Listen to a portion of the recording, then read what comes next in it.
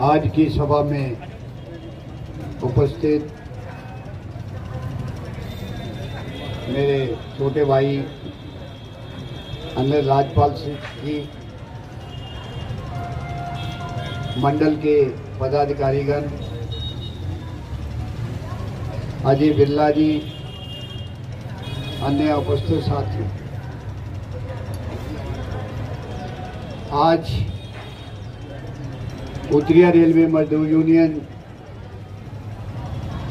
जिसका एक इतिहास है, फरवरी 1959 में उत्तरी रेलवे मजदूर यूनियन की नींव पड़ी थी। इसकी रजिस्ट्रेशन हुई थी और मान्यता उस समय मिली थी। उत्तरी रेलवे मजदूर यूनियन की उस समय जो नेतागण थे, शुरू में 3 ब्रांचें होती थी। उसके पश्चात स्वर्गीय पीएन शर्मा जी इसके महामंत्री बने। 44 ईयर वो महामंत्री इस यूनियन के रहे। उन्हें 3 ब्रांचों से 166 ब्रांच उत्तरी रेलवे मजदूर यूनियन की बनाई थी, जब 9 जोन होते थे। उसके बाद 7 जोन और बन गए। जोन बढ़ते जा रहे हैं।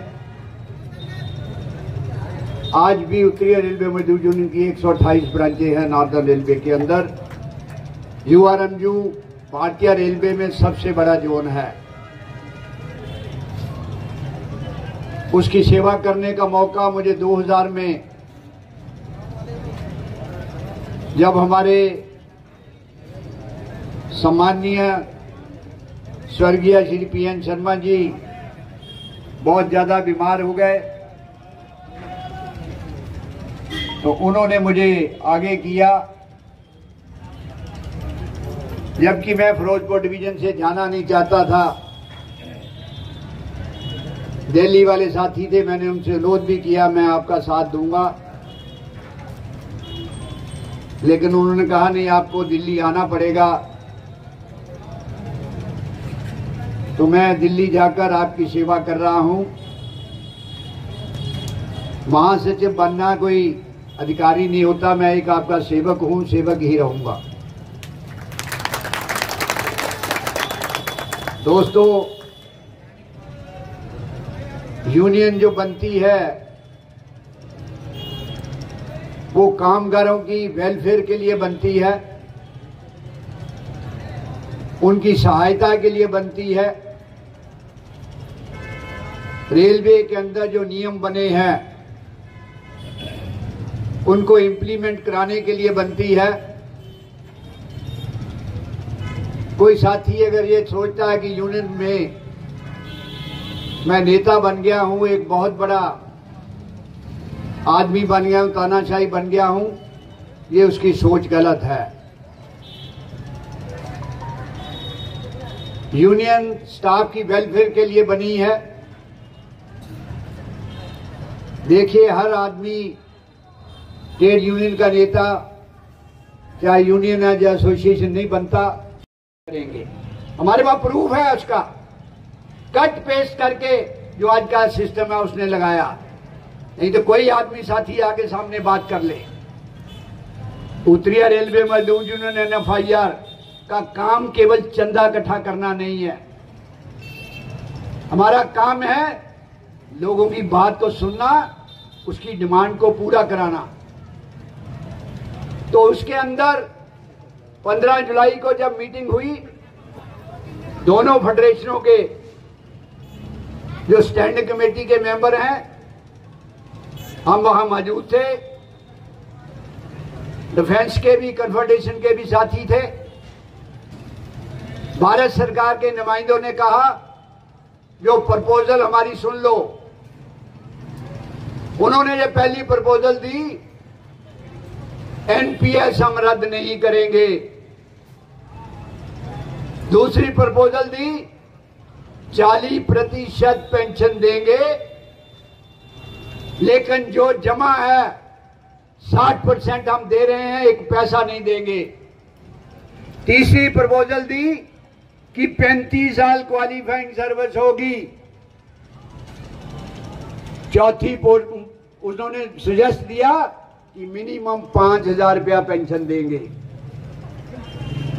हमने कहा कि हमें मंजूर नहीं है, हम अपना एक्शन लेंगे। फिर उन्होंने, सोमनाथन ने कहा कि आप अपनी प्रपोजल बताइए। हमने उनको बताया, आप जो है कितने साल पुरानी बात कर रहे, उस समय भी 35 साल क्वालिफाइंग सर्विस नहीं होती थी, 33 साल क्वालिफाइंग सर्विस थी। आज 20 साल क्वालिफाइंग सर्विस है। 20 साल से हम बढ़ेंगे नहीं। कैबिनेट सेक्रेटरी से बात करके आया कि 25 साल हम करने की कोशिश करेंगे। मिनिमम पेंशन हमने कहा 40% हमें मंजूर नहीं है, 50% लेंगे। उसमें प्रपोजल दी 12 महीने की एवरेज का हम 50% पेंशन देंगे। फैमिली पेंशन का हमने कहा जो पेंशन ले रहा है, पेंशनर की डेथ होती है तो फैमिली को 30% उसका देंगे। हमने कहा हमें नहीं मंजूर है, इसमें 30% पे का होता था फैमिली पेंशन का, तब उसने कहा 60% हम पेंशन देंगे। तो इसके साथ साथ जब उसने कहा कि, हमने कहा कि हमें जो 60% कट हमारा पहले दे रहे हैं वो मिलना चाहिए, उस पे वो साइलेंट हो गए। उन्होंने कहा अगर 60% लेना है तो 50% पेंशन नहीं मिलेगी, 6.99 मिलेगी, वो बहुत ही कम पेंशन है। हमने उसको कहा कि हमें मंजूर नहीं है। उसके बाद मिनट्स आए, ड्राफ्ट मिनट्स को लीडर स्टाफ साइड रघवैया जी ने करेक्ट करके भेजा। उसके बाद अपनी मर्जी से उन्होंने ये एक वर्ड ऐड किया कि ठीक है, लमसम 6 महीने का 1/10 भाग हम देंगे। क्यों देंगे भाई? आप एक तरफ कह रहे हो 10% आपका कटता है, 18.5% हम डालेंगे। अरे 10% में 30 साल में जोड़ लीजिए कितना नौजवान का पैसा होता है, उस पे इंटरेस्ट लगा लीजिए। 18,000 जो अगर बेसिक पे ले, 50% डीए जोड़ लेंगे, 1 करोड़ रुपया 30 साल में होता है। उसका 10% क्या मिलेगा उसको? तो इसमें आप 18.5%, आप तो जैसे बच्चों को एक वर्तमान में टॉफी रख दी कि ये टॉफी है तुम्हारे लिए, वो दिखा रहे हो कि 18.5% हम अपना शेयर देंगे। उस 18.5% को क्या करोगे आप? हमें उसमें, हम आपसे 18.5% नहीं मान रहे, आप उसके इंटरेस्ट का ही मुझे आधा दे दो, मेरा जो 10% कटता है विद इंटरेस्ट मुझे पूरा दे दो। ये हमने डिमांड की है।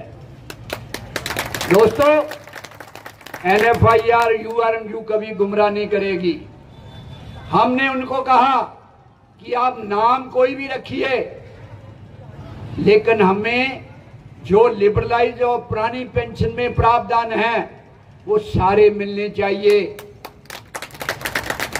हमें ये भी मंजूर नहीं है।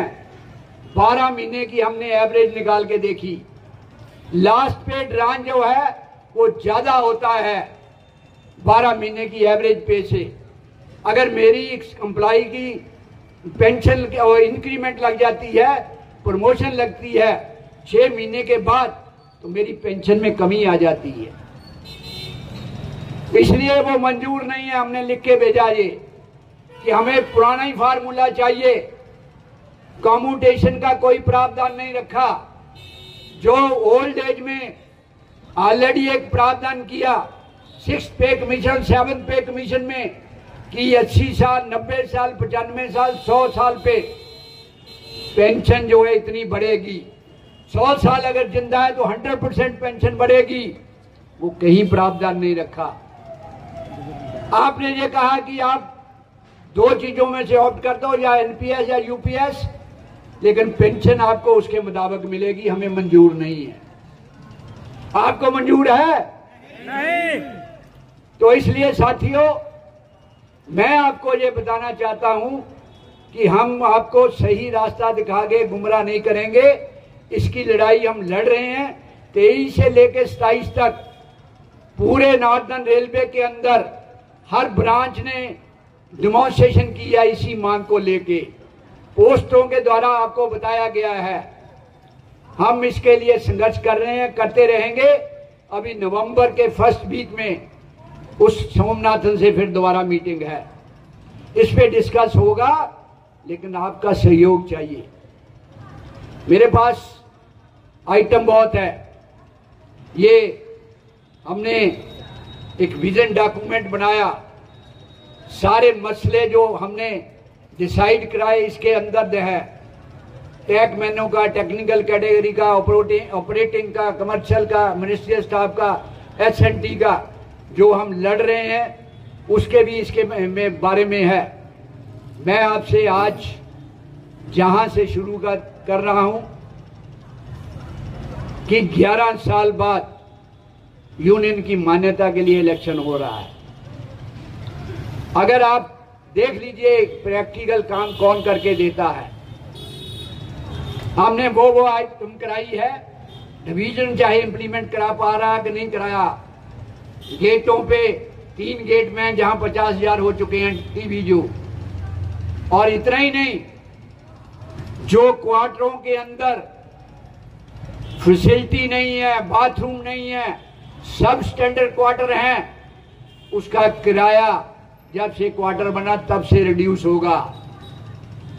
जो 10% अभी बढ़ा है उनका नहीं कटेगा। टाइप 1 क्वार्टर किसी को नहीं मिलेगा, टाइप 2 मिलेगा, उसको उसमें मिला दीजिए। की हायर ग्रेड की परसेंटेज क्या है? कभी मास्टर क्राफ्ट्समैन का डेजिग्नेशन नहीं होता था। टेक्निकल कैटेगरियों के अंदर जो साथी सुपरवाइजर नहीं बन सकते, उनके लिए 1983 में ये कैडर क्रिएट कराया। उस समय 3% से शुरू हुआ। सितंबर 2016 में आज 26% है, जो 5,000 8,000 में जो पहले कैडर नहीं होता था। टेक्नीशियन ग्रेड 1 51% है, जो कभी बहुत ही कम होता था। हर टेक्निकल कैटेगरी में किसी भी डिपार्टमेंट की हो। इसी तरह मिनिस्ट्रियल स्टाफ को आप देख लीजिए, पुरानी हिस्ट्री देखिए।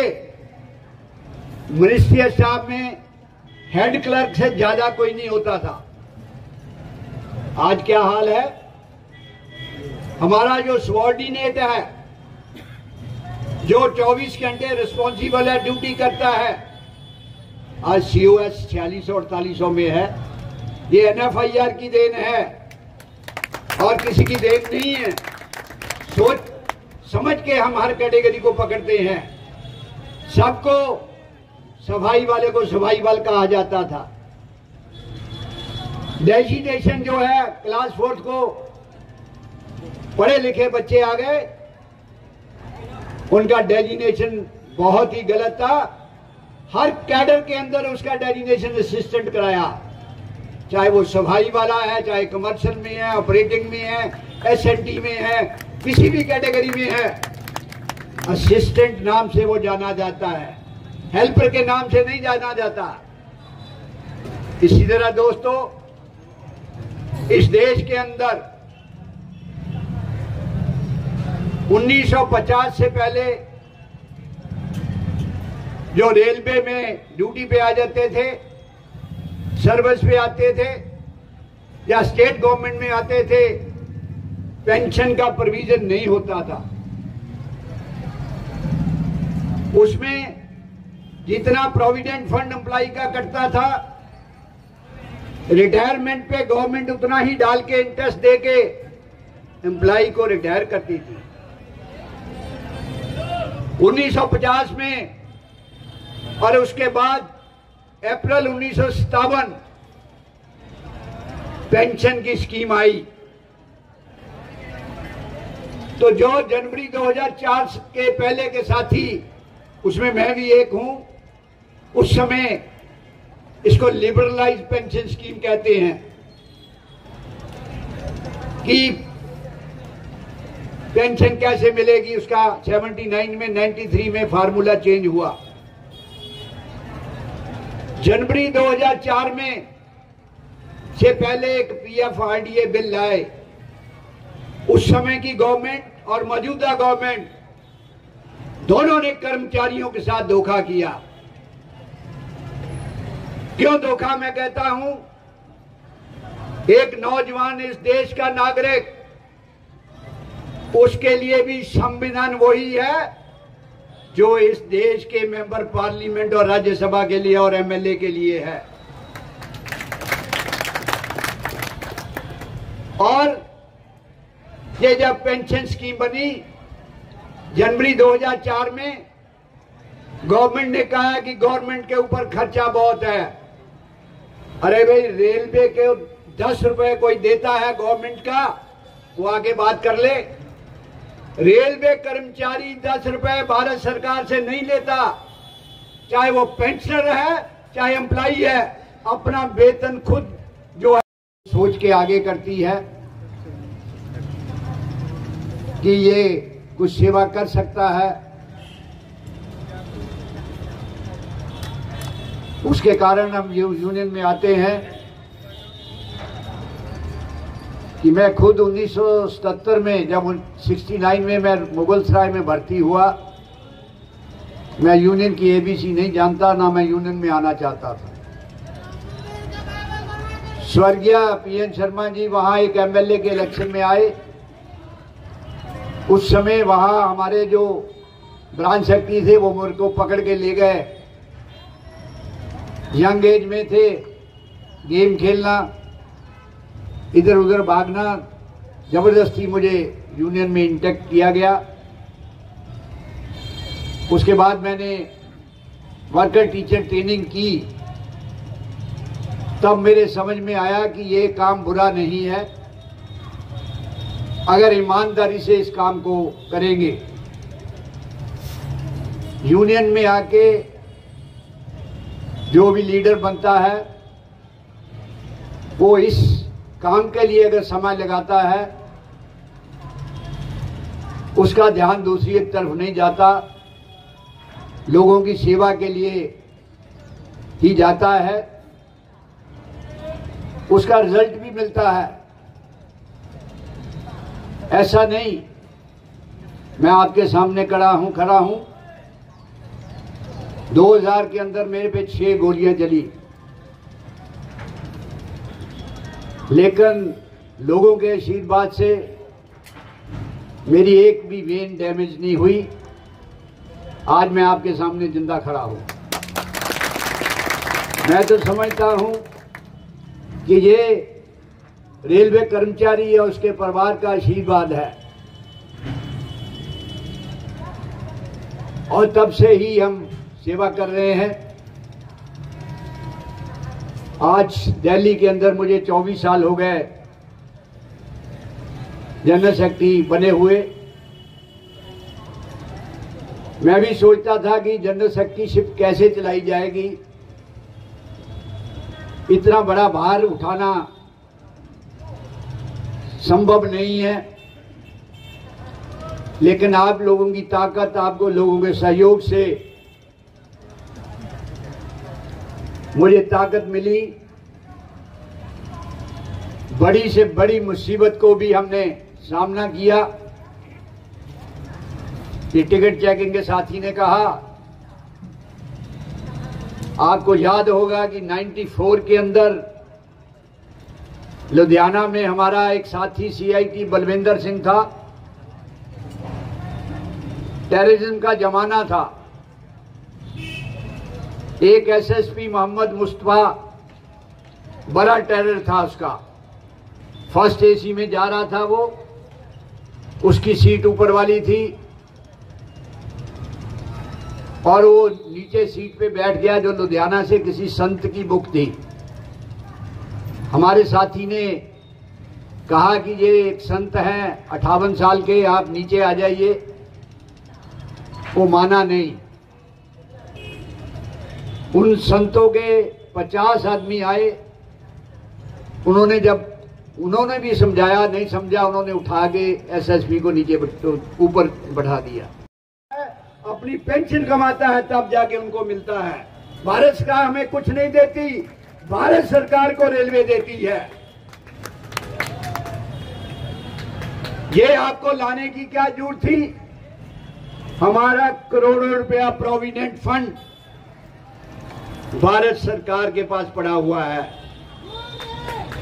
हमें आप क्या देते हो?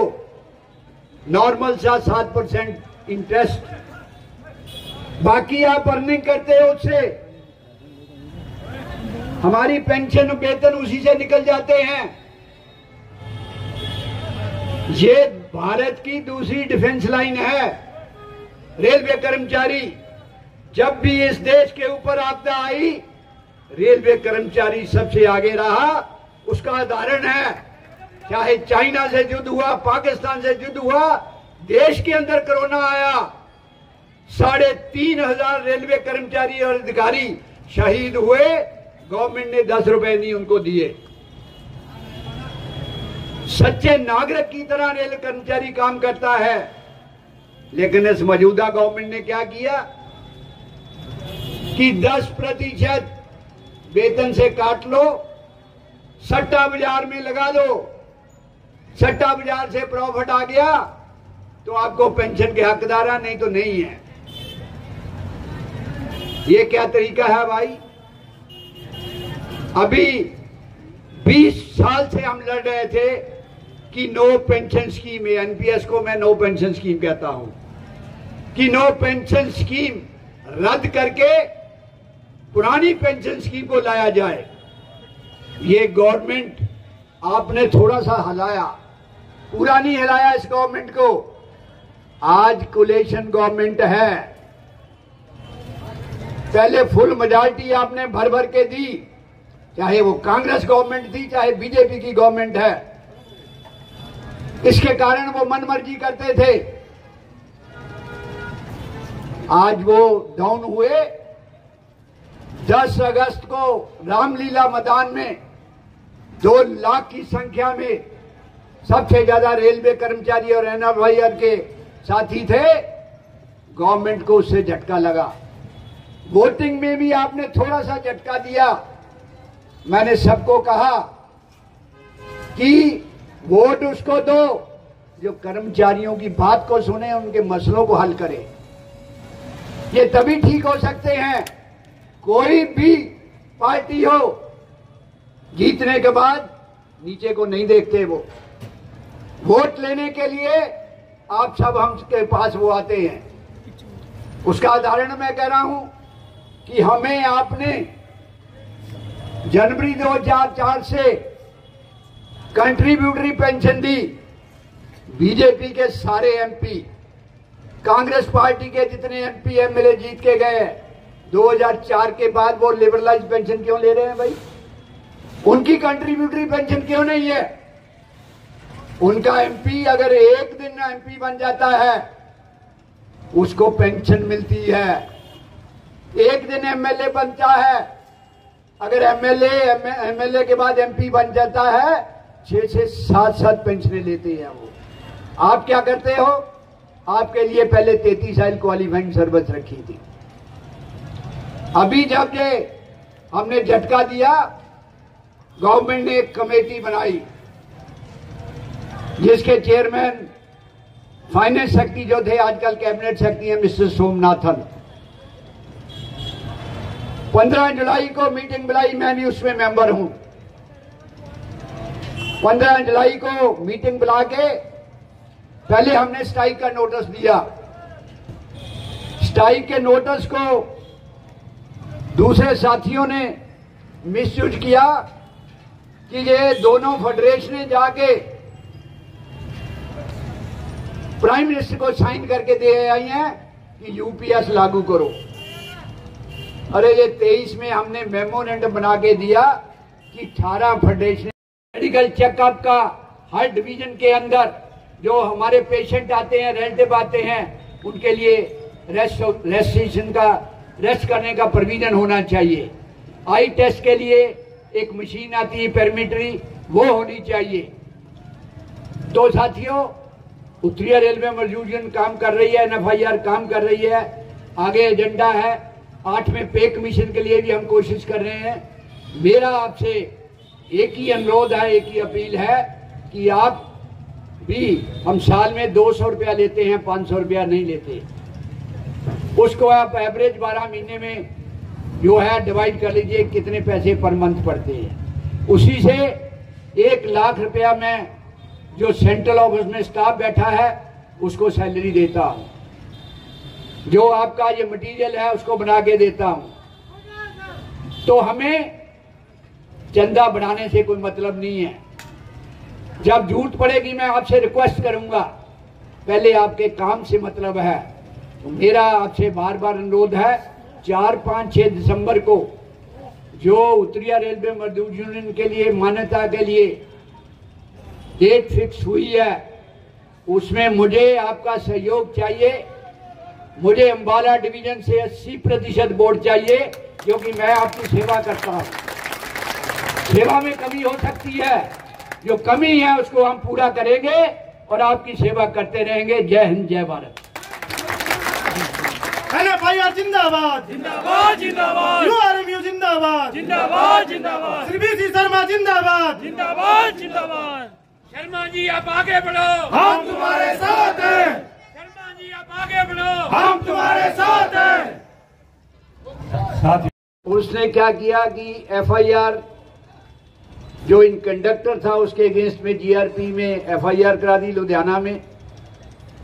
पटियाला से एक SP आया, तो मैं अपने दफ्तर में बैठा था, टिकट चेकिंग का दूसरा स्टाफ आया जी, हमारे स्टाफ को पकड़ के ले गए। मैं GRP थाने गया, मैंने उनको समझाया भी ये गवर्नमेंट रेलवे एम्प्लॉई है, किसकी परमिशन आपके पास। वो पुलिस वाले की आदत है, उसने कहा जी मेरे को कोई परमिशन की चाहिए नहीं, मैंने जो करना था कर दिया, आपने जो करना कर लीजिए। मैंने उसी समय गया, मैंने तमाम गाड़ियां रोक दी, 8 घंटे गाड़ियां रुकी रही। जिंदाबाद जिंदाबाद। उस साथी को उठा के खन्ना ले गए थे वो। अगर गाड़ियां नहीं रोकता तो उसका शूट हो जाता, काउंटर हो जाता। उस समय सरदार बेअंत सिंह पंजाब के चीफ मिनिस्टर थे। नकोदर के अंदर उनकी मीटिंग थी, जब गाड़ियां रुक गई उनके PA का टेलीफोन आया, ये कौन सी यूनियन है जिसने गाड़ियां रोक दी, मेरी बात कराओ। PA ने कहा, PA ने बात की, जनरल मैनेजर VK अग्रवाल थे, उन्होंने बात की, DRM संधू ने उनसे बात की। मैंने उनको असलियत बताई। मुझे उस समय DRM ने कहा कि ये आदमी ही बदतमीज है, मेरे से भी बदतमीजी की। हम आपके साथ हैं। GM अग्रवाल को बताया, मैंने कहा अगर इस आदमी की जान बचानी थी इसलिए मुझे एक्शन लेना पड़ा। मैंने कोई प्लानिंग से गाड़ी नहीं रोकी। लुधियाना के कारपोरेशन के साथियों ने भी मेरा साथ दिया। 8 घंटे गाड़ी रोकने के बाद वो मुझे कहे जमानत करा दो। मैं कहा जमानत नहीं कराऊंगा, मेरे इंजन पे मेरा साथी आना चाहिए। वो आया बिना जमानत के। उसके बाद इंक्वायरी रखी गई, SSP नहीं आया उस इंक्वायरी में। तो ये यूनियन की ताकत है, मैं अकेला कुछ नहीं हूं। आपकी ताकत से मैंने उस काम को किया। तो दोस्तों, मेरा आपसे अनुरोध है कि उत्तरीय रेलवे मजदूर यूनियन NFIR के द्वारा जिसने अपना एक इतिहास कायम किया, मैं 2-4 आइटमें आपको बताऊंगा। आप सब साथी जो महंगाई भत्ता ले रहे हैं, 1963 से पहले महंगाई भत्ते का कोई फार्मूला नहीं होता था। गवर्नमेंट की मर्जी थी, 1 रुपया दे दे, 2 रुपये दे दे, ना दे। रेलवे बोर्ड का और गवर्नमेंट के साथ डिसएग्रीमेंट हुआ। गवर्नमेंट ने कहा महंगाई भत्ते का फार्मूला नहीं बन सकता।